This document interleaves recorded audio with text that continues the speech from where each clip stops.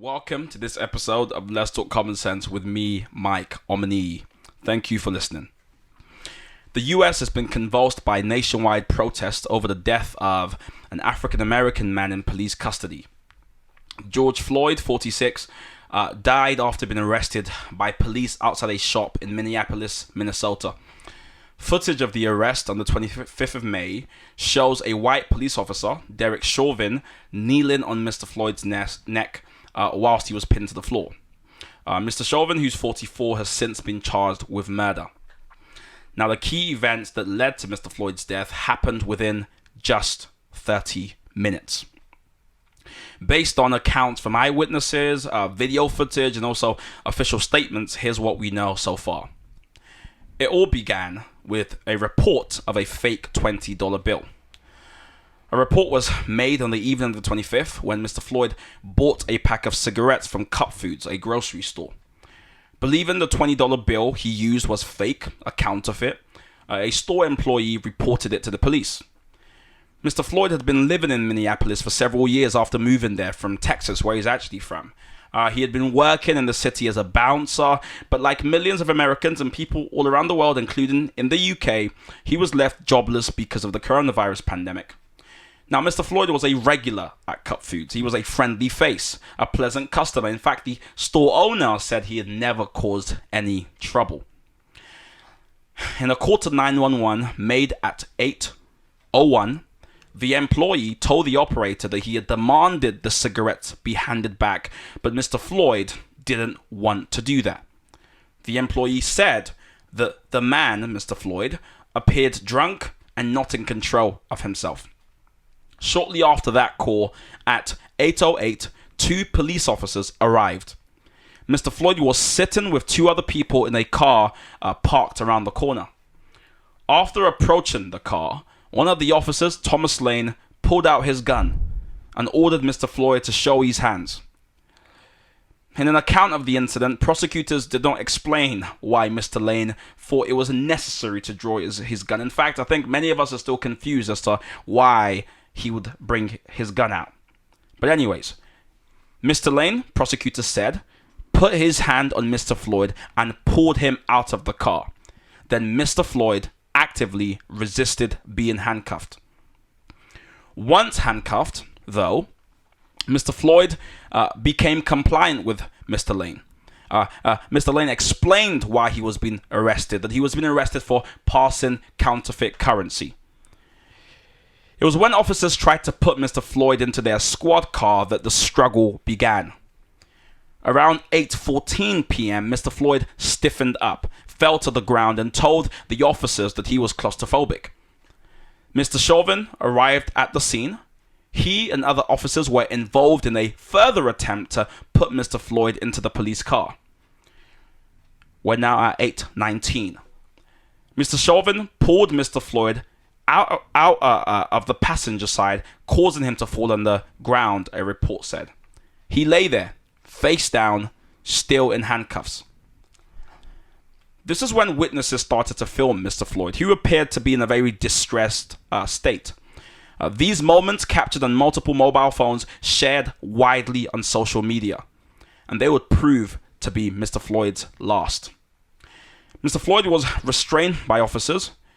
Mr. Chauvin placed his left knee between his head and neck. I can't breathe, Mr. Floyd said repeatedly, pleading for his mother and begging, please, please, please. For 8 minutes and 46 seconds, Mr. Chauvin kept his knee on Mr. Floyd's neck.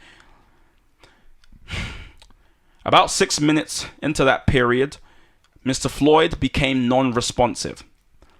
In videos that we've all seen online of the incident, that's when Mr. Floyd fell silent as bystanders urged the officers to check his pulse. One of the other officers did just that, checking Mr. Floyd's right wrist, but couldn't find a pulse. Yet, the other officers did not move. At 8:27, Mr. Chauvin removed his knee from Mr. Floyd's neck, motionless. Mr. Floyd was rolled onto a gunnery and taken to a medical center in an ambulance. and was pronounced dead around an hour later. I'm joined today by Elijah Ajuwan, who is a writer for the Commentators Network, but he also runs a social enterprise called Archisight, which is organized around diversifying the tech sector by enabling diverse talent into the tech sector. Elijah, how do you feel hearing the story?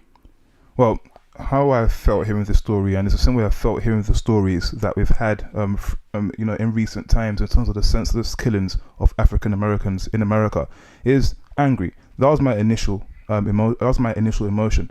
But then, after I watched the video and after more and more details came out about this, it was confusion, more of why. I had a lot of questions, and it now shifted from being angry to a state of confusion and being sad, because the way that he died was just so avoidable, number one, and very, very senseless. And I think little facts or just little pieces that people gloss over, like for the fact that one of the other officers couldn't find the pulse, and Mr. Chauvin did not remove, and Mr. Chauvin kept his knee on his neck for an extra 2 minutes. That to me, it was a sobering moment. That's what I would say. Yeah, I mean, I was equally confused. I mean, I watched it just before I went to bed. So this would have been around 9 p.m. And I remember shouting at my phone. I think I shouted, "Get off him," about 3 times because I just didn't understand why this would happen. I mean, people have described it as murder, which is exactly what it is, because it just doesn't make any sense. I mean, I watched it and I thought, well, even if you were some sort of closet racist, heartless, whatever it is, I mean, why would you in broad daylight have your knee on someone's neck for over 7 minutes? I mean, it beggars belief. People haven't really gone into this, but that's something I've never understood, is why would you do that? I mean, what has to be going on in you to do that? And like you said, like many people around the world protesting in the UK and in America, we're just angry. And what does it show? It shows that a lot of these cops who are sworn in to protect laws do not respect those laws that they've been sworn in to protect. They don't take into account, I mean, when somebody's motionless, and I think as a police officer, even somebody has committed a crime, they are unconscious, and I think at that point they're not they're not a threat to you or to the public anymore. You can literally do with them as you please as an unconscious man. You can call the ambulance service if need be, or if you really want to and he comes around, you can literally drag him up and put him in the back of your car. So the fact that even though one of the officers did say that he was unresponsive and the other officers stayed there or stayed pinning him down, and Mr. Chauvin kept his knee on his neck, to me that's just a senseless murder. And anybody who's angry, they're justified to be angry. I mean, as we explained at the start of the report, that police officer has since been charged with murder, but I guess that funny taste doesn't leave your mouth where you're trying to work out exactly what he was trying to achieve. Here's a man, as you've said, who has been sworn in to protect the people. At least that's what we think he's going to be doing. And then what we see here is a senseless murder in broad daylight of someone else. Now, with Archisight, you're interested in community. You've got a community of black people who are trying to get into the tech sector. I'm just wondering, how is your community dealing with this? What are some of their feelings? Yeah, so in terms of the emotions that they've expressed to me, it varies. And in terms of their output as to how they express those emotions, it varies as well. So some people are stating anger, or everybody is angry. And there's some people who are incensed, kind of like with rage. Some of them actually, the ones based in Manchester, actually joined the protest today in the city centre.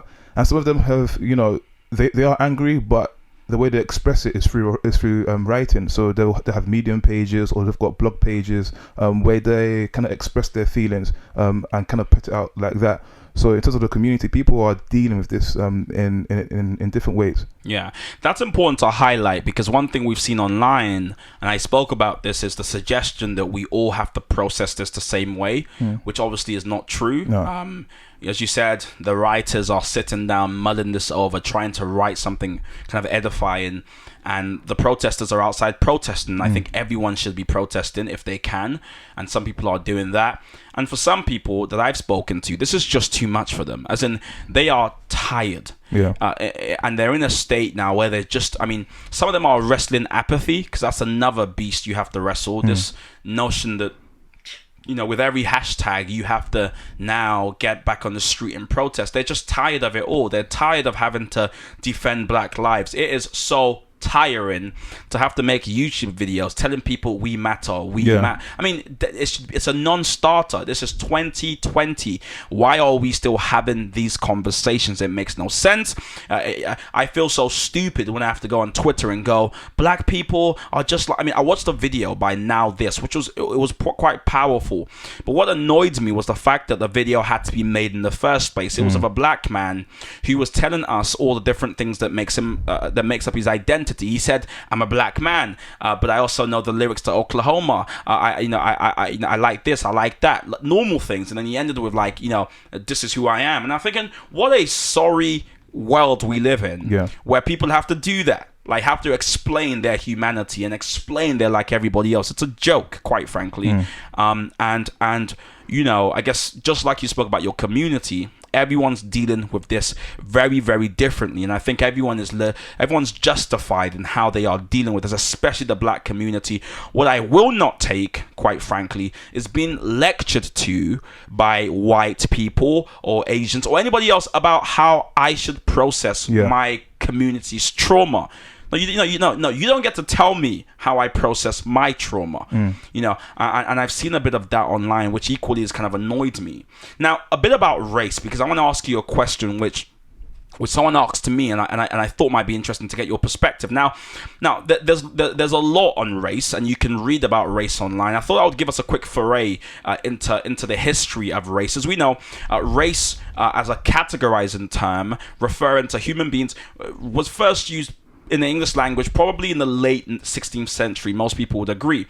Until the 18th century, it had been used to kind of mean a group of people, you know. So synonyms of race were sort or kind. So you remember in some Shakespearean references, he would speak about a race of saints or a race of bishops, right?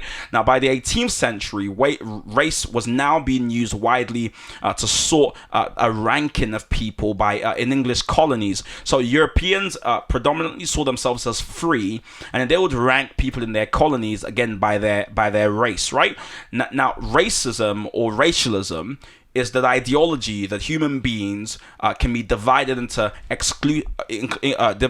separate and exclusive biological entities based on this idea that there's a causal link between their physical traits, their intellect, their morality. So then that use in the descriptive sense over different centuries started to become used in a pejorative sense, and now in the late 20th century, this notion of race was now well defined, where some races thought they were innately superior to others. So white races thought that their English colonies that were colonized by them were less superior, and so that then permeated what we now popular discourse, where, you know, white people think they're normal, they're natural, they're free, and the colonized people, black people, were black, and by virtue of being assigned a race, were less than them. Now, people, of course, have spoken about the Spanish Inquisition and all these other kind of periods in history where racism and race was again really used, but that's the brief history. It was used to sort people by white people. That's what it was used to do. Now, here's the question I want to ask you that was asked to me, Elijah. When did you first realize you were black? Well, I can't really pinpoint the point where I first realized that I was black, but I can tell you that my parents allowed me to know that I was black, and when they did so, I didn't really get the significance of it. So they would always tell me, even in secondary school, if your white counterparts are getting 80%, I mean, if the white counterparts are getting 50%, you as a black man needs to get 80%, you know, to be seen on the same playing field. And I never understood that, because the secondary school that I went to, if you know me or know the school I went to, it was 95% black, and 5% was, you know, anything else around the globe. So for me, them saying that, I'm thinking, well, but nobody's here for me to actually make that comparison to. So from a young age, they had been trying to make you understand that you need to work harder than white people in order for you to achieve the same things they have to, or you need to you need to perform better than them, basically. Oh yeah, for sure. And what did that? I know it's a bit hard to ask you because you'd have been young, but yeah, what were you thinking hearing that? Well, so I was thinking, I just don't get the logic. I don't know why. Because even at a young age, I was still kind of breaking things down forensically. So I'm thinking to myself, okay, why would an institution, let's say college or university, if I was thinking that far ahead, why would they take somebody who is by the metrics of an exam not as smart as me? Because I was thinking from a logical point of view, I mean, of course, it's a no-brainer. If somebody meets, if you've got two people and they both meet your criteria, you're going to want to take the smartest one if you're talking about institutions. And as I grew up and I look back at that, it was just clearly not true. And as I've been growing older, I've actually understood what they're trying to get at more and more. Yeah. Well, I think many Nigerians particularly, but just black people listening to you will understand that. Now, I grew up the same way. My parents would often say, you know, if you want to succeed in this world, you need to work 3 times as hard as your white counterparts. Yeah. And being young, I remember being confused by like, yeah, but Billy is just my friend from school. Why? Like, we're the same. Yeah. And I just didn't get that concept. In fact, I think the first time I really understood race was when in primary school, one of the kids called me a Milky Bar. No, he called me a milk chocolate. In primary school? Yeah, he said you're milk chocolate. I think he called me Frodo or Fredo. Oh, do you remember the Fredo chocolate Fredo, bar? Yeah, he called me a Fredo, and I didn't. You know, we all laughed, kind of thing. And I called him a Milky Bar. And I was like, "You're a Milky Bar." And then he went to tell the teacher that I called him a Milky Bar. My days. Weasel, I know, ridiculous. Even though he said called me a thing, and so then he went to the teacher, and then they said, "Did you call him a Milky Bar?" And I said yes, and they said that was racist, and that's the first time I heard the term racist. Now I won't say the school name, right? But then I was brought to the principal's office. Oh wow! They called my parents in, and we had to have a meeting about me espousing racist kind of thought, and that was quite interesting to me because, of course, we know that race isn't. I mean, prejudice is different from race. Yeah. Race. Typically, based on a popular understanding of race, you need to have power. Race is about structures. It's about systems. It's not about me and you having a conversation on the street. So how funny is it that my introduction to racism was a white boy who had called me milk chocolate before, me then retaliating and calling me a Milky Bar. I was then sanctioned by the very system that actually puts his interest before mine. So he didn't get in trouble in any way, shape, or form? No trouble at all. Now, of course, they'll say it's kids. We can't ascertain he was telling the truth and he was lying. Yeah. But that always struck me. That was my first introduction to race, was that I was called a racist because the white kid at the time thought me calling him Milky Bar was a reason for him to tell the authorities, the teachers. Yeah. And you know, and they didn't ask me like, you know, what was my story. They just said you're not allowed to say that that's racist, and I was sanctioned for it. I don't even know what to say because at such a young age, because you said primary school as well. Yeah, primary school. I would have been in year 5 during this time. Oh wow. Yeah. So and the school you went to, what's the diversity like in terms of, you know, who was a dominant? It was a dominantly white school. Yeah. I wouldn't say I couldn't say it was predominantly black by any stretch. It was definitely predominantly white. But again, race wasn't a feature like that. We just, you know, when you were a child, you wanted to be dragons. Yeah, you didn't really care about race. You wanted to be a lion. It was people that introduced race to you. So our parents prepared us. Yeah. And I was born in Nigeria. I came here, and already my mom was telling me, you're not going to be like, there's going to be a lot of people who aren't like you. And I struggled because I looked around and no one looked like me. But, you know, again, you don't really look in the mirror when you're a child like that. You're not looking in the mirror going, oh, why is this on my face? You just want to have fun. So it's a shame that my introduction to race wasn't a helpful one. It was quite sour, actually. Yeah. And again, I never thought about it until I was made to think about it by the very systems out there. And I just think that it's very, very interesting because throughout my school life, up until I got to university, I went to predominantly black schools. So for me, being introduced to racism just wouldn't have happened in the school or in my school because, again, we didn't see things like that first and foremost. And we are the dominant, quote unquote, people in the school, and even reflected in the teachers as well. So for example, if you took our maths department, every single person there was from West Africa. So they understood our culture. They understood the way to get to us and the way to understand us as well. So we didn't really see race as a thing. It was like, okay, we've got the same environment that we do at home. But I guess that perhaps for me, it could have been somewhere in the streets of Bermondsey, where I grew up. And back then, it was nowhere near as diverse as it is now. But I can't really pinpoint the time that I knew that I was black. But it's interesting just to hear your story and to hear how the fact that because you went to predominantly white school, you were introduced to racism at a much more earlier age than I was. It's very helpful to think about it sometimes, as in, where this whole concept comes from. Obviously, I've gone on to study race extensively since, but that's where it first started. I didn't, of my own volition, try and do research into racism. No, it was actually people telling me that I was being racist by performing a racist act, as it were. Now, of course, George Floyd, as we've discussed, has changed the world, quite frankly. I mean, there are protests in Tokyo. We've seen protests happening in the UK. We've seen protests happening in America as well. And we've seen some interesting takes. And I want us to talk about some of the takes. It's very helpful, I think, to discuss how our community, but also other people, are reacting to this, and to ask what we can learn from this. You know, one take I've seen is that, well, this video should not be shared because it's normalizing Black death, and it's not good to normalize Black death. Is this something you agree with? I remember you saying something similar to this. Yes, it is normalizing Black death, and it's made me become desensitized to seeing Black people being killed. But it's still very, very powerful to see it. So I've been following Sean King, and he'll always tweet about about the injustices in America, especially towards towards African Americans rather.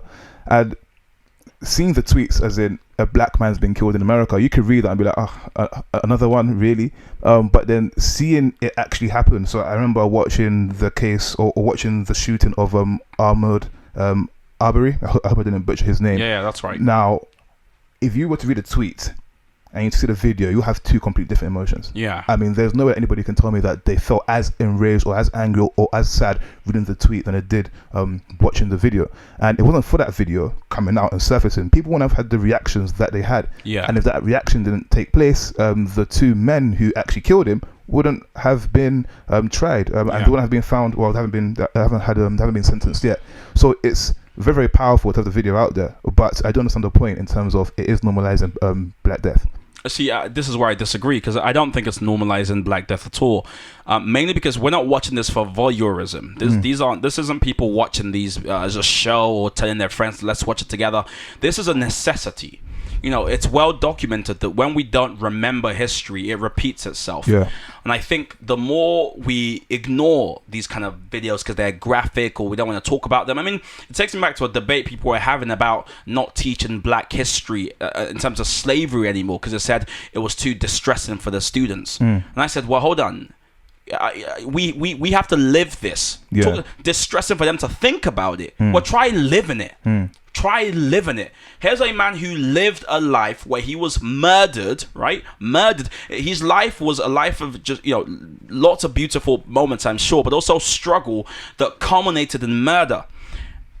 And people are saying it's too distressing to think about, so they don't want to watch. I mean, that's just ridiculous, because for me, you have to know these things. The whole point of filming isn't because we like filming these things. It's because if people don't see it, they don't know. Of course, we would all love to live in a bubble where this isn't an issue, but the thing is, it is an issue, right? And we need to know about it. The truth of the matter is, I question whether we would be having this conversation, doing this podcast, if there was no video. If it was just someone who tweeted, a guy was killed, someone knelt on his head and he died, I mean, we would be enraged. But again, we get tweets of Black people dying all the time. Someone said it. There's not more racism happening. It's being filmed now, and we can see it. And there's something about seeing that there's a visceral reaction when you see and know that this isn't a film. This is someone's life. And I don't understand. I mean, I get people who are saying for their mental health they want to not watch it and whatever. But as far as I see it, it's reality. And it's so important, obviously, as a journalist. I think it's important to see these things just for work. Yeah. But I would hate for my children to not be taught Black history and taught all these hard materials, sensitive materials. I would hate for them not to see it because I felt it was too triggering for them. I think we lose something important when we don't watch these kind of videos. Oh yeah, for sure. I think that a disconnect happens in terms of the severity of what is actually going on. There are some people who can empathize depending on proximity. So after depending on proximity towards an issue, that's why some people may not care about world hunger in Africa. Poverty rather in Africa, but they will care more about the homelessness issue in a place close to them. And I think that watching the video will actually allows people to let's say connect with the emotions a bit more and actually understand how much of a problem this actually is. Absolutely, because you've seen the brutal murder of African Americans in the States. And you're right. I am not against anyone's personal desire to protect their peace. I mean, do it, protect your peace, but making the statement that not watching this is somehow a virtuous thing to do is what I have a problem with. When people say I'm not watching it because this is wrong, we're normalizing death, is that no one's watching it and happy to be watching it. We're enraged. Have you seen the people who've watched it and their reaction after? They're not going, that was fun. They're enraged, they're angry, and for young people, it's so important they're aware of what's going on. That we don't whitewash this and go, oh, just an inconvenient truth, let's move on. It's literally that debate again. I was having a chat with a friend last year. He was saying that we're talking about Black history, and he was like, well, it's happened. What's happened. Let's move on. And I said, are you joking? That's that sounds like the dumbest thing I've ever heard. Let's move on. What's literally going to happen is what we're seeing now. People forget. They forget. Human beings have a wonderfully fickle memory when it comes to checking their biases. And for me, I don't mind having the uncomfortable conversation. I think it's necessary. Now, one thing we've seen equally during this time is Donald Trump, and he's seemingly confused and flip-flop. When the death, when George Floyd was first killed, we saw him tweet a very presidential tweet. He said he was ordering the kind of federal government to look into this, and talking to the Attorney General, and he said this is an injustice. And then we started seeing looting happening, or protest and looting. Of course, when you protest, there's always going to be a couple of dissenters that are a bit more, that have a criminal desire in mind. And so we saw protests break out in Minneapolis and Minnesota, and he then a few days later, after tweeting, we're going to root this out and really filling people with hope that he cares about this issue, he then parrots something said by a white supremacist years ago, and he says, when they start looting, we start shooting. I mean that broke my heart. Donald Trump is someone who's always confusing me, because when I think he's outdone himself with stupidity, he always finds a deeper level to go to. But I thought he had reached a pinnacle in recent months. So when I saw this, I thought to myself, the leader of the free world is threatening and advocating killing unarmed black people. I mean, if someone's looting, it's criminal activity. They should be arrested, prosecuted. But the idea that he would say they should be shot. I mean, did you see this, and what did you think about it? Oh, I saw it, and it was one of those things where I kind of laughed. I'm not laughed because haha it's funny, but laughed in, is this guy being serious? Is he being real? Somebody has just been killed in cold blood. He's just the latest in a chain of killings, especially this month. And people are protesting. Okay, it can turn out into a riot and to be violent, but then to now respond with that when the looting starts, we're going to start shooting. I just think it's ridiculous. The US has got, to borrow David Cameron's term, a fantastically corrupt justice system in itself, and people have been rioting, quote unquote, for less, and looting for less. We actually seen it this year in terms of the lockdown in certain states. People have looted and rioted because their sports teams have won. I mean, we saw it with the Denver Broncos in the 90s. We saw it with Boston anytime they won the World Series in the noughties. In fact, even as early as, or even as recent as 2018, when the Philadelphia Eagles won the Super Bowl, there was rioting in Philadelphia, and that's because of sports. But nobody wanted to bring the guns out then. No, but he didn't tweet that then. But now, because of injustice, or now because people are responding to injustice, especially in the corrupt and justice system that they've got in America. Now I want to bring out the guns. It's again, like I said, it's baffling, because I guess the problem with Donald Trump is, obviously, let's not forget, he was the host of a game show. That's his history. He was hosting a game show. He thinks, and I think he's actually, what I think, if I was to psychosomatically try to understand him, it seems as though he thinks life is this big game show. So in November, you've got the grand bonanza, right? You got the election. And so every single few weeks or so, he tries to appeal to a different political cleavage. When he sees that he's losing African Americans, he goes, let's open. No, sorry. Let's backtrack a bit. When he sees that he's losing evangelical Christians, he goes, you know what? We're gonna open churches as a state of because it's an emergency. So he's gonna open churches even when the R number, the rate of infection number with the coronavirus, is still quite high in America, above 1 in most states. He goes, let's let churches meet again, because he wants to throw them red meat. Yeah. When he sees that he's losing African Americans, when there's a death, he goes, as an opportunist, as a game show host, he goes, this is a chance to win some votes. So he goes, this is disgusting. I'm going to get the Attorney General on this. This will be rooted out. Injustice has no place. And suddenly, some African Americans were actually pleased to see him taking it seriously. A couple of days later, when he starts seeing the All Lives Matter brigade and the ex-KKK folk walking out going, our country, suddenly he starts to parrot what a racist said years ago. This man has no spine. He has no ideology. He has no core beliefs. He is like a duffer bag.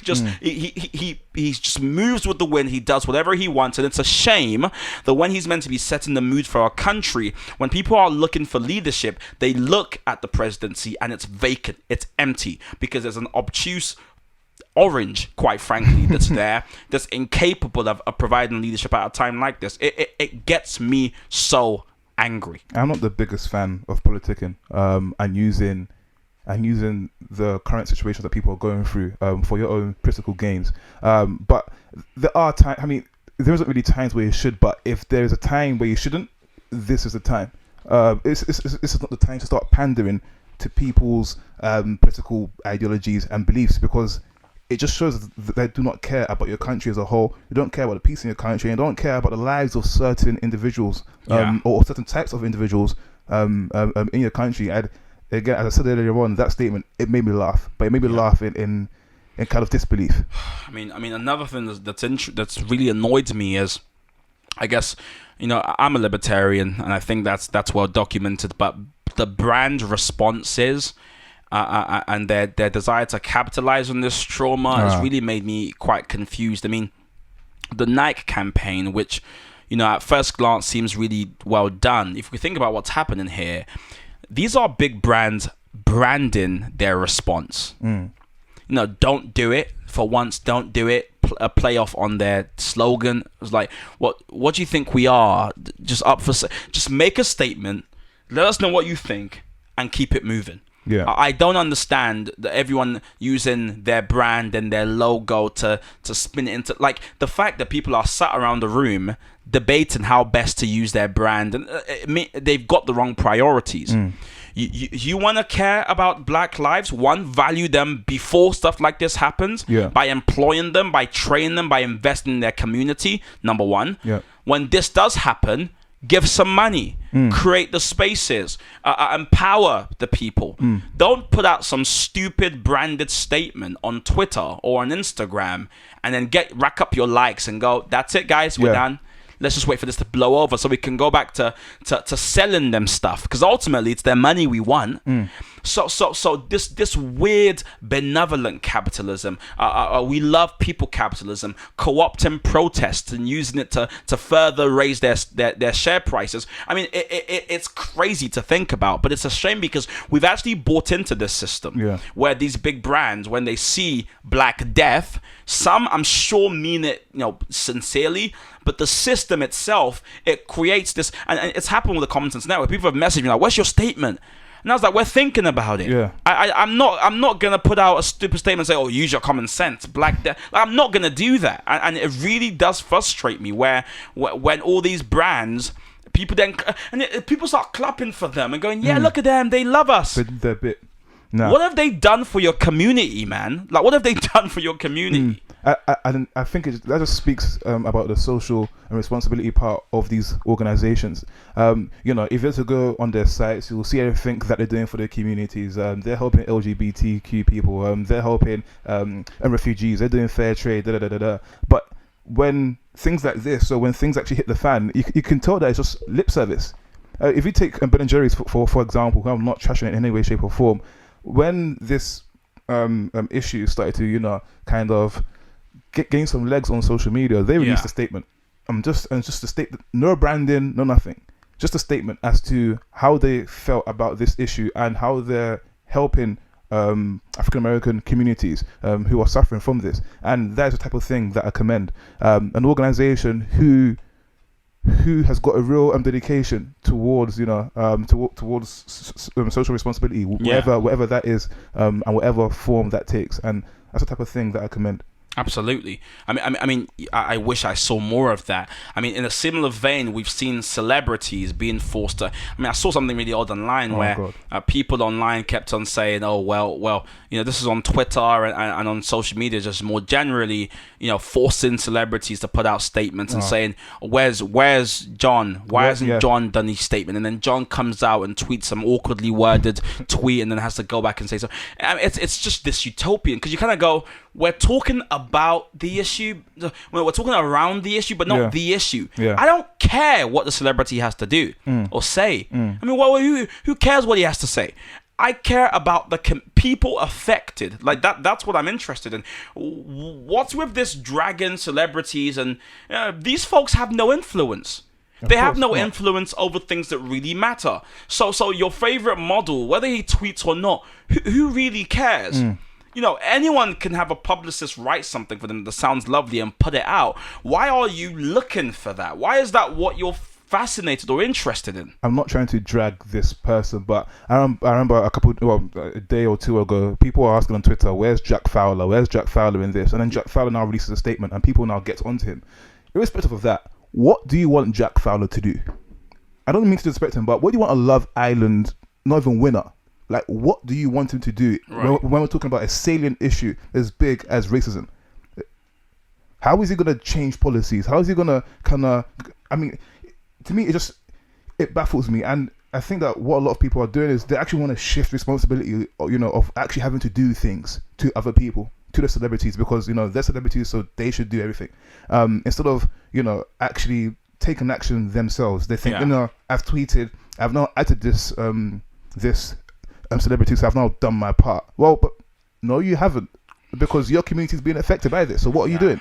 It speaks of the disconnect between the USA and America and the UK, because I think I've seen the majority of this, and by inadvertently, I'm obviously in the UK right now, so my Twitter feed is heavily British, and so I've seen most of this in the British, kind of from British influencers. I don't imagine American folk who are in Minneapolis are tweeting, where are these celebrities? I mean, they're not interested in that. They've got actual issues. They're organizing. They're meeting their communities. There's a vote going on right now. Like they're really thinking about that, and that's what we ought to be doing. And the reason why I think the UK often engages with racism in America in a very odd ways, because we've got our own very unique experience. Now, I don't want to go through the history of race in the UK, but you know, we have a very particular experience here. The UK absolutely is racist. We all know this, and this isn't. And you know, the reason why I say that is because it's true. But I don't want our white listeners to listen to that and think I'm diagnosing them with some disease that they cannot be rid of, and they're now cast into a blip. No.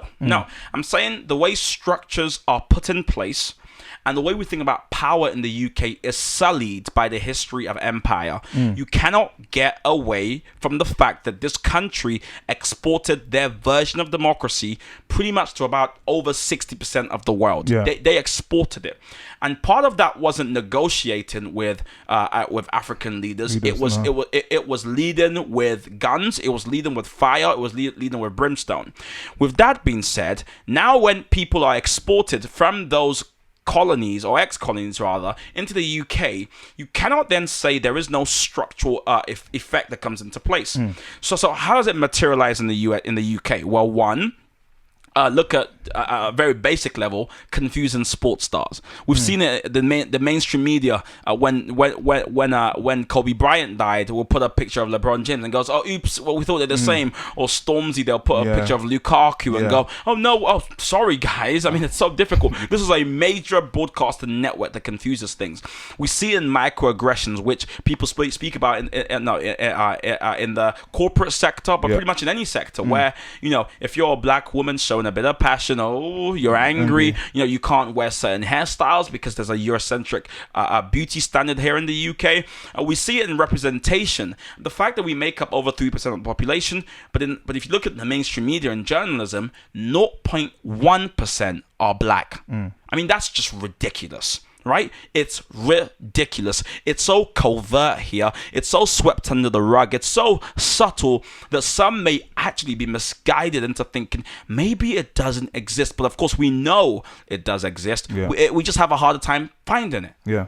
I mean, I remember seeing an article by somebody who was trying to cover the top 100 journalists in the UK, and 99 of the 100 were white. And the only one that was there who was a non-white Brit was actually an American.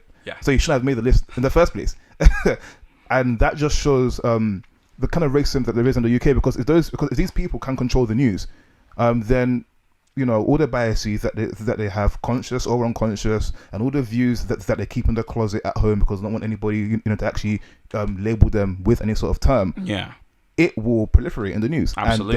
And it's a little, well, not little, but it's a top-down effect, because they control what's being said, they say what's being said, and then people consume them, and people consume it and eat it. In fact, it even gets to a point where sometimes the news can actually change the way somebody actually feels about a certain situation. Absolutely. Which means that you can kind of force your racist ideals on people in the country without anybody actually knowing how it's happening and how it's taking place. But when the people in power are all white, then what else do we expect? I mean, all you have to do is flick through the Daily Mail and just see the deluge you get there of headlines and the way black people are treated. But we've got so many issues here, and I guess when rooting out racism here in the UK, that is, you have to get a bit smart, because it hides. It's harder to kind of find. Some people call it the boogeyman. Oh, what, racism in the UK? Oh, no, here, no, we don't have that here. We love everybody. I mean, look, we have black people in positions of power, and we have some black CEOs, and all these other things that people say, which is just a way to really push the issue away. See, I think if we focused more on rooting out racism here, then we wouldn't get so involved in trying to parrot what's happening in America, but doing it in a quite silly way here. I mean, some of the discussions I've seen online, like I said, chasing celebrities. Some people spend the whole day looking for celebrities online to harass, basically, into releasing some weird statement. Keeping on the topic of Love Island, I remember seeing Uvi, I think his name is. Ovi. Oh yeah, Ovi, I saw that picture. Tweet a picture about just ridiculously tasteless random picture about being black, and then he was forced to apologize after, because he was like, "I'm sorry, I didn't mean it." I'm thinking, well, you shouldn't have said anything, if I'm honest. Like, you just tweet the link for the petition, or tweet a donation link, or just tweet hashtag Black Lives Matter. Like, just if you want to say something, just don't try to be funny, a thought leader, because you're not a thought leader, quite frankly. Right? I want us to move on and talk about, I guess, some helpful ways that we can mourn. As we said at the start, people can mourn however they like. I'm actually working on a series of articles talking about lamenting and mourning. I'm not going to sit here and tell people how to mourn. That's a waste of time. It's something people think they're virtuous in doing, and really they're just wasting their time. So we're not going to do that. What I want us to do instead is to think, well, what are some of the things people can do that would be very helpful during this time? What the one is supporting petitions. We've made mention of it already. There are numerous petitions, some calling for the case of, I think it's BJ. I forgot her name. Because is it Billy or B? It was a woman who was spat at at the tube, right? She worked in the tube and she was spat at. I forgot her name, but there's a petition going on right now to have a case reviewed reviewed. This is here in the UK because they found that the investigation revealed that there was nothing else that can be done, and they're moving on. Yeah. What's her name? I still. You searching for it? Yeah, I'm searching for it. Because the BJ is actually the name of one of my friends, and I know that's not her name, but it's something similar to that. It's actually got a similar first name and last name. I think it's Beanie Mill. Oh gosh, I feel bad. I can find it. Belly, that's it. Yeah, it's Belly Mujinga. Yeah, that's it. So there's petitions, but there's also petitions about George Floyd that's going on right now. I think it's just over 8 million signatures. So that people can do that. Yeah. What else can they do? I'll just say that people can, if they actually care about the communities here in the UK, they can contribute to the community. They can volunteer to a youth club, albeit when they cannot open. And I think you can, if you want to, you can also donate to organizations as well. And if you really, really feel passionate about this thing, want to make it a life project, you can aim to get into places where you can make policy changes, and you can educate institutions on on things like unconscious biases and racism in the UK. Well, donating to charities is important because oftentimes we speak about these things, and as you said, we keep it moving until the next hashtag comes out. But one of the best ways you can be an ally or you can help the situation is to donate. Put your money where your mouth is and support financially institutions that are working at the precipice of a lot of these issues. They're on the front line. They're educating people. I feel very passionate about people speaking to young people in their community, mentoring people, really trying hard to be a positive influence in your actual community.